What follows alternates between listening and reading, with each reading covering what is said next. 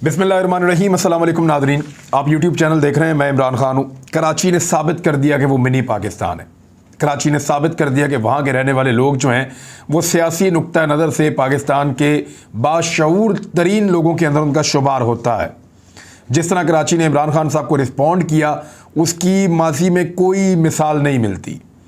कराची में शायद आज तक इतना बड़ा जलसा तारीख ने कम देखा होगा, और लोग कंपैरिजन कर रहे हैं पाकिस्तान तहरीक इंसाफ की अपने जलसों के साथ, किसी और पॉलिटिकल पार्टी के किसी और जलसे के साथ। कराची में इमरान खान साहब के इस जलसे का कंपैरिजन नहीं हो सकता। बहुत बड़ी तादाद में लोग आए। जब मनाजर उसके हमने देखे, जिस वक्त इमरान खान साहब स्पीच कर रहे थे, उस वक्त वो जैम पैक था। सामने से देखें, अकब से देखें, ड्रोन शॉट लोग दिखा रहे थे, और एक बड़ा तबाहकुन किस्म का क्राउड था और बड़ा चार्ज्ड क्राउड था। वो हर बात को समझते थे, हर बात पे रिस्पॉन्ड करते थे। ये बड़ा बाशऊर क्राउड था और वो जानते थे कि वो क्या लेने आए हैं, वो जानते थे कि वो किस मकसद के लिए आए हैं। तो जब कराची फैसला करता है तो याद रखिए फिर पाकिस्तान फैसला करता है, और वही फिर ऐसा लगता है कि हतमी फैसला हो गया है। ये क्राउड ना सिर्फ कराची में था बल्कि और बहुत सारी जगहों पर भी था। पेशावर में, लाहौर में, फैसलाबाद में, सियालकोट, हैदराबाद, मुल्तान, इस्लामाबाद, गुजरांवाला, रावलपिंडी, मानसेरा, मालाकंड, दरगई, मर्दान, सवाबी, जेलम, बहुत सारे शहरों के मैं नाम भूल गया हूँ, लेकिन तमाम शहरों के अंदर बहुत बड़ी तादाद में, लाखों की तादाद में पाकिस्तानी निकले हैं, और उन्होंने बहुत बड़ी बड़ी स्क्रीन्स लगाकर इमरान खान साहब के इस किताब को सुना है। इतने बड़े पैमाने पर ऐसी पॉलिटिकल एक्टिविटी इससे पहले पाकिस्तान में नहीं हुई। इससे पहले जब भी इमरान खान साहब किसी शहर में जलसा करते हैं तो वहीं पे जलसा होता है, लेकिन इस मरतबा हो ये रहा है कि जलसा कराची में हो रहा है, और तकरीबन 20 के करीब शहरों के अंदर बड़ी बड़ी स्क्रीनें लगा के वहाँ पे लोगों के एक बहुत बड़े बड़े हुजूम इकट्ठे हैं। और ये वो है जो पाकिस्तान तहरीक इंसाफ ने खुद, उनकी मरकज़ी क़यादत ने सेलेक्ट की हैं जगह। अदरवाइज़ बहुत सारे देहातों में, बहुत सारे छोटे शहरों में, जैसे साहिवाल है, ओकाड़ा है, कसूर है, ऐसी बहुत सारी जगहों के ऊपर लोगों ने स्क्रीनें लगा के पॉलिटिकल कारकुनों को इकट्ठा करके वहाँ पे इस जलसे को देखा है। इमरान खान साहब की तकरीर इस जलसे की सबसे इम्पॉर्टेंट हिस्सा थी। कुछ लोगों ने, सहाफ़ी, उनकी बेचारों की ड्यूटी लगी होती है बंदे गिनने के ऊपर और जलसा देखने के ऊपर, वो बेचारे जलसे के पहले के मनाज़रे इकट्ठे करते हैं, फिर जलसे के बाद के, जब जलसा ख़त्म हो जाता है उसके बाद के मनाज़रे इकट्ठे करते हैं, और फिर उनके ऊपर ऑडियो को ओवरलैप करते हैं। मैं तो आपको समझा देता हूँ। मिसाल के तौर पे आपने जलसा ख़त्म हो गया, लोग डिस्पर्स हो गए, तो आपने वहाँ पे खाली खाली जगहों की वीडियो बनानी है, चाहे ड्रोन के ज़रिए से बनाएं, चाहे आप कैमरे के ज़रिए से बनाएं। उस वीडियो को बनाने के बाद जिस वक्त जलसा चल रहा था उस तकरीर के हिस्से में ऑडियो वहाँ से लगा देनी है, वीडियो बाद वाली और ऑडियो पहले वाली। तो इससे ये तासुर देंगे कि ये एक्चुअली उस वक्त हो रहा था, या जलसा का उस वक्त खाली थी जिस वक्त फलां आदमी तकरीर कर रहा था। और ये बड़े पुराने तरीके हो गए हैं, ये अभी खेल रहे हैं इसके ऊपर, ये बहुत पुराने हो गए हैं। इंडिया में ये बहुत पुराने तरीके थे, वहाँ पे ये एडिटिंग होती थी। अब तो ये बहुत आगे निकल गई है दुनिया, और पता चल जाता है लाइव जलसे के अंदर हर चीज़ कवर हो गई है। ये जो मनाजिर हमने आज देखे हैं, हमने इससे पहले PDM की 12 जमातें, 14 जमातें मिलकर ये नहीं कर सकी जो अभी हुआ है। कमाल जलसा था और बहुत बड़ा जलसा था, इसका कोई मुकाबला नहीं है बाकी पॉलिटिकल पार्टीज़ के साथ। जितना जलसा नॉर्मली पॉलिटिकल पार्टीज़ करती हैं उससे डबल लोग तो कल जमा हो गए थे इमरान खान साहब के पहुंचने से पहले। तो इस वक्त मैं आपको बताता हूं कि जलसे का जो आज भी सबसे बड़ा हिस्सा था इमरान खान साहब की तकरीर का, वो आज़ादी और ख़ुद मुख्तारी पे था। उन्होंने एक जुमला बोला कि आपकी जंग में मेरे 80,000 लोग शहीद हो गए, आप मुझे वो वापस कर सकते हैं? यानी आप मेरा शुक्रिया अदा नहीं करते, आप हमें सराहते नहीं हैं, खराज तहसीन पेश नहीं करते, लेकिन ये दुख वही समझता है जो लोगों को अपना समझता है। वो ये कह रहा है कि मेरे 80,000 लोग शहीद हो गए, क्या आप मुझे वापस कर सकते हैं? इमरान खान ने एक मरतबा फिर कहा, ये बात वो पहले बार बार कहते रहे कि मेरी अमेरिका से कोई दुश्मनी नहीं है, मैं उनके ख़िलाफ़ नहीं हूँ, मैं मगरबी ममालिक के ख़िलाफ़ नहीं हूँ, मेरी उनसे दोस्ती है, मैं उनसे अच्छी दोस्ती और ताल्लुकात रखना चाहता हूँ, लेकिन ग़ुलामी नहीं करना चाहता, लेकिन अपनी आज़ादी और ख़ुद मुख्तारी के ऊपर समझौता नहीं करना चाहता। उन्होंने कहा क्या करना था अपने इक़्तिदार को बचाने के लिए, बड़ा आसान था। इमरान खान सिर्फ इतना करता कि उनकी हाँ में हाँ मिला देता, वो जो मांग रहे थे वो उनको दे देता, चंद मासूमों की और जानें चली जाती, पाकिस्तान एक मरतबा फिर जो है वो एक जंग के अंदर चला जाता। लेकिन ना सिर्फ इमरान खान इससे अपनी हुकूमत बचा सकता था बल्कि अपनी हुकूमत को तूल भी दे सकता था। लेकिन उसने मुश्किल रास्ता चुना है, वो रास्ता चुना है जिस पे कांटे हैं, लेकिन उस पे उसके हमवतन जो हैं वो महफूज रहेंगे। अब जुर्रत नहीं है शहबाज शरीफ की कि वो अड्डे दे अमेरिका को, अब देकर दिखाए अड्डे। जो करना था वो इमरान खान ने कर दिया है, और जो इन्होंने करना है वो इंशाल्लाह एक्सपोज हो जाएगा आने वाले वक्त में। तो सबसे बड़ा हिस्सा जो है वो आज़ादी और खुद मुख्तारी का था, उस पर इमरान खान साहब ने बड़ी खुलकर बातचीत की है। और फिर उसके बाद पॉलिटिकल जो इसके एस्पेक्ट्स हैं वो सारे मैं आपके सामने रख देता हूँ। एक तो अच्छी बात यह है, जो बहुत ही मुझे भी बात पसंद आई और बहुत सारे लोग कह रहे हैं, अप्रिशिएट कर रहे हैं इमरान खान को, कि उन्होंने मियाँ नवाज शरीफ की तरह या आसिफ अली जरदारी की तरह या मरीम नवाज़ की तरह या बिलावल या बाकी लोगों की तरह, उन्होंने जो पॉलिटिकल पार्टीज पाकिस्तान में हैं, या फजल रहमान की तरह, उन्होंने पाकिस्तान की फ़ौज के खिलाफ लोगों को उकसाया नहीं है। वरना इससे आधे से आधा क्राउड देख के ये पागल हो जाते हैं। मुस्लिम लीग नून हो, पीपल्स पार्टी हो या फजल रहमान साहब की पार्टी हो, मुझे अच्छी तरह याद है, ये बिल्कुल छोटा सा क्राउड देख के पागल हो जाते हैं और फ़ौज के ऊपर जो है वो जुमले कसना शुरू कर देते हैं, उनके ऊपर बयानबाजी शुरू कर देते हैं और पाक फ़ौज को डीमोरल करने की पूरी कोशिश करते हैं। पाक फ़ौज की क़यादत पे इन्होंने बड़े इल्ज़ामात भी लगाए हैं। तो ये जलसा तो उनके ख्वाबो ख्याल में भी नहीं आता जितना बड़ा इमरान खान साहब ने किया है। इस जलसे के सामने भी इमरान खान साहब ने इंतहाई तदब्बर का मुजाहरा किया और उन्होंने ना लोगों को पाक फ़ौज के खिलाफ उकसाया और ना ही बरगलाया, बल्कि उन्होंने खराज तहसीन पेश किया पाक फ़ौज की कुर्बानियों पर। उन्होंने बताया कि हमारे कल भी 8 जवान शहीद हुए हैं। उन्होंने बताया कि कुर्बानियाँ लगातार दे रहे हैं, 6,500 हमारे फ़ौजी जवान और अफसरान शहीद हो चुके हैं। उन्होंने बताया कि मेरी अपनी फैमिली के कुछ ऑफिसर्स हैं वो भी शहीद हुए हैं इस सारी लड़ाई के अंदर। तो इमरान खान साहब ने फ़ौज के ऊपर किसी किस्म की तनकीद नहीं की। हाँ, आज फ़ौज के ऊपर तनकीद हुई है और बड़ी टका कर हुई है, और हुई पता है कहाँ पे है, मैं आपको बताता हूँ बाद में। लेकिन पहले ज़रा इस जलसे की सारी बात आपको मैं बता दूँ। इमरान खान साहब ने पब्लिक के साथ मिलकर अपने साथियों के हमरा कौमी तराना पढ़ा और वो बड़े शानदार मनाजिर थे। पूरा का पूरा जलसा गा, बहुत बड़ी तादाद में लोग, एक जम्मे गफ़ीर, वो मिलकर अपने लीडर के साथ कौमी तराना पढ़ रहा था। ऐसे मनाजिर पाकिस्तान की सियासत में तारीख में कभी नहीं देखे गए जो मनाजिर अब लोगों ने देखा है। ये जलसा नहीं था, ये जलसे से कुछ बढ़ के था। आप इसको एक तहरीक कह सकते हैं, एक नई मूवमेंट कह सकते हैं जो अब बन चुकी है। एक हफ्ता पहले की बात है, यानी पिछले हफ्ते वाले दिन मैं प्राइम मिनिस्टर हाउस में था। एक शख्स अकेला था, उसको महसूस हो रहा था कि सारे उसको छोड़कर चले गए हैं, बल्कि सफ़बंदी हो गई है, सब उसके सामने उसके खिलाफ खड़े हो गए हैं।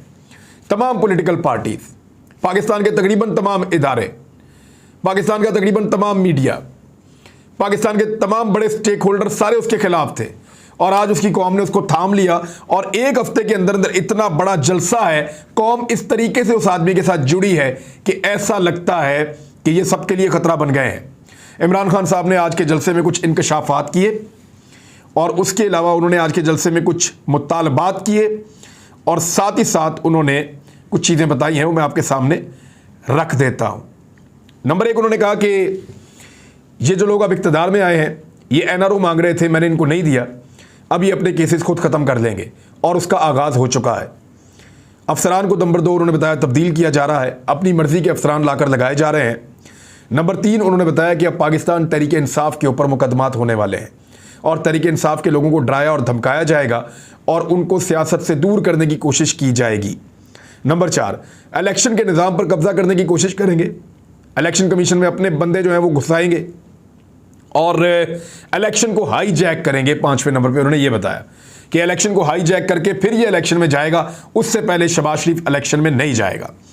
EVM और ओवरसीज़ का मामला है, वो भी आपके सामने है कि उसको तो ख़त्म करना हर हाल में इनका पूरी इनकी कोशिश है। EVM से धांधली नहीं कर पाएंगे और ओवरसीज़ का वोट इनको पड़ना नहीं है, तो इन 2 चीज़ों से भी उनको जान छुड़ानी है।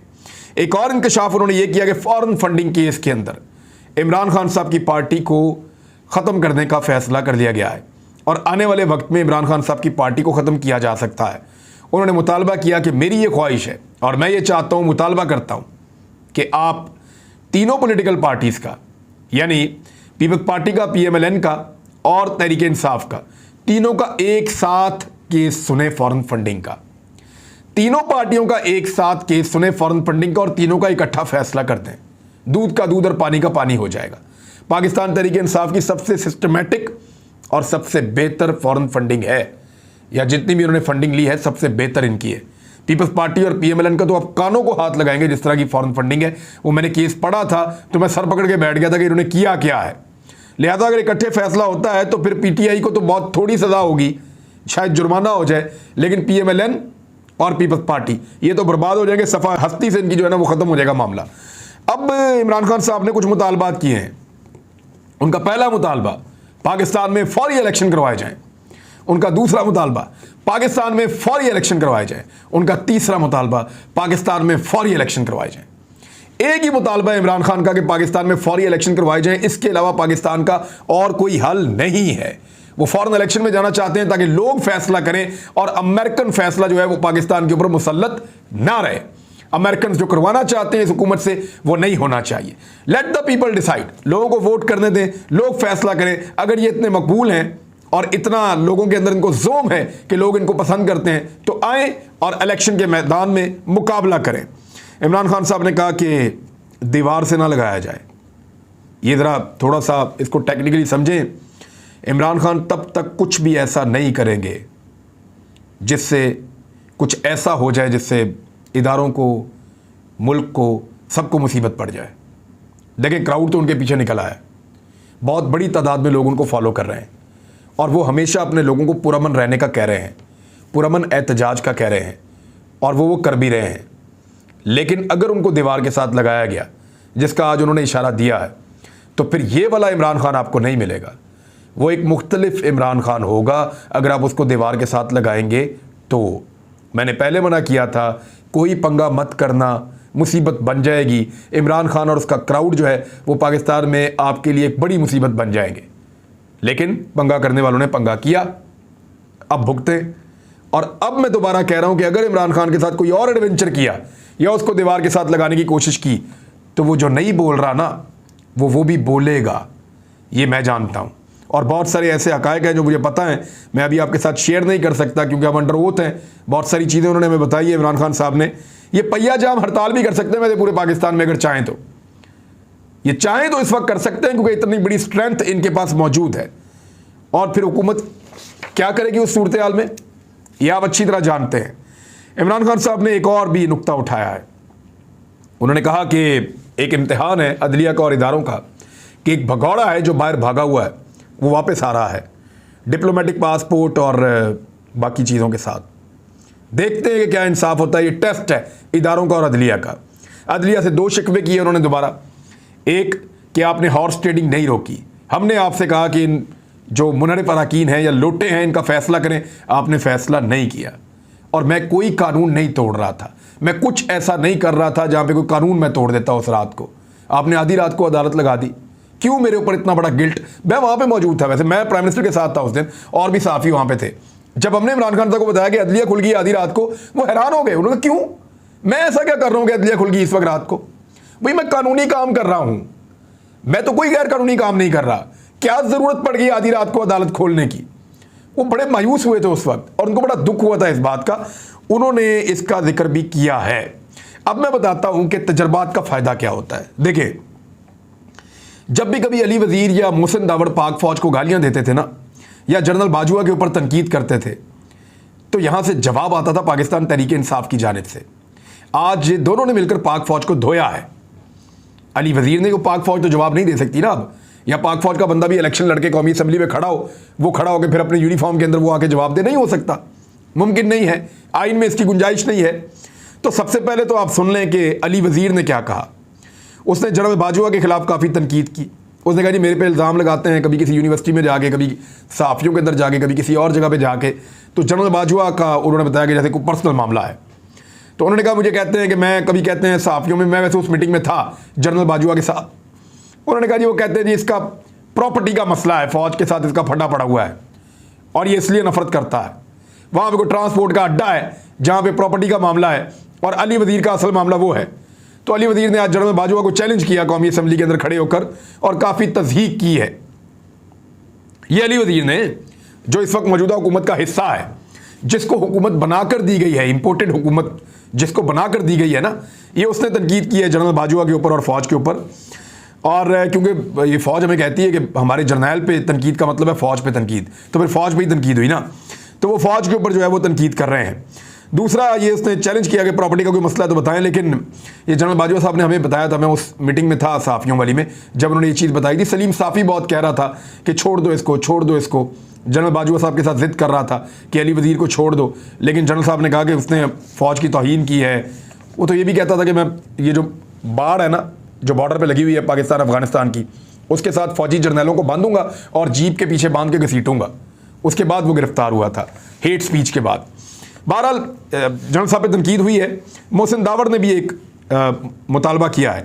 उसने कहा कि अफ़गानिस्तान का इलाका है मीर सफ़र, वहाँ गुज़िश्ता रात पाकिस्तान के जेट तैयारों ने जाकर बमबारी की है और उसके नतीजे में 40 अफ़गानी जो हैं वो मारे गए हैं या जाँ बहक हो गए हैं। अब वो ये कह रहा है कि क्योंकि अफ़गानियों को पाकिस्तान की फ़ौज ने मारा है, मुबैना तौर पर उसका ये कहना है, लिहाजा 40 से ज़्यादा अफराद जो हलाक हुए हैं, इस पे पाकिस्तान में जो है वो कोई तबसरा वबसरा नहीं हो रहा, लेकिन इसके ऊपर कोई जवाब भी नहीं दिया जा रहा। लिहाजा इस पे कोई इंक्वायरी की जाए, तहकीकात करवाई जाए। पाकिस्तानी फ़ज़ाइया पर अफ़गानिस्तान में बमबारी का इल्ज़ाम, मोहसिन दावड़ का तहकीकात का मुतालबा, और ये मुतालबा उसने पाक फ़ौज के ख़िलाफ़ कौमी असम्बली में खड़े होकर किया। मोहसिन दावड़ कौन है? वो हुकूमत का हिस्सा है। इम्पोर्टेड हुकूमत ने फ़ौज के ऊपर नश्तर चलाने शुरू कर दिए हैं, पाक फ़ौज के ऊपर उंगलियां उठानी शुरू कर दी हैं और पाक फ़ौज की तस्दीक करना शुरू कर दी है। दूसरी जानिब बहुत बहुत मुबारक हो पाकिस्तान के इदारों को और तब्दीली का हिस्सा बनने वाले तमाम लोगों को कि जो इसका जवाब दिया करते थे, क्योंकि उसी असम्बली में आज जब बोला मोहसिन दावड़ और अली वज़ीर, तो उनको जवाब देने के लिए ना वहाँ पर मुराद सईद था, ना वहाँ पर अली मोहम्मद ख़ान था, ना वहाँ पर शहरयार अफरीदी था, ना परवेज़ खटक था और ना अली अमीन गंडापुर था। ये लोग आज वहाँ पर नहीं थे जो अली वज़ीर को या मोहसिन दावड़ को या इस तरह के लोगों को जो फ़ौज के ऊपर तनकीद करते हैं उनको जवाब देते थे। क्या सोशल मीडिया पे भी आज वो प्रोटेक्शन मौजूद है? ये गिले और शिकवे पैदा हो चुके हैं। मैं इससे ज़्यादा कुछ और नहीं कहूँगा, लेकिन सिर्फ इतना कहूँगा कि कम से कम पाक फ़ौज को और पाक फ़ौज के सरबराहान को ये देखना होगा कि कौन उनकी जलसों के अंदर खड़े होकर इतनी बड़ी पब्लिक के सामने इज्जत कर रहा है और कौन उनकी तज़हीक कर रहा है एक छोटे से ऐवान में खड़े होकर। अब तक के लिए इतना ही। अपना ख्याल रखिएगा, अपने इस चैनल का भी। अल्लाह हाफ़िज़।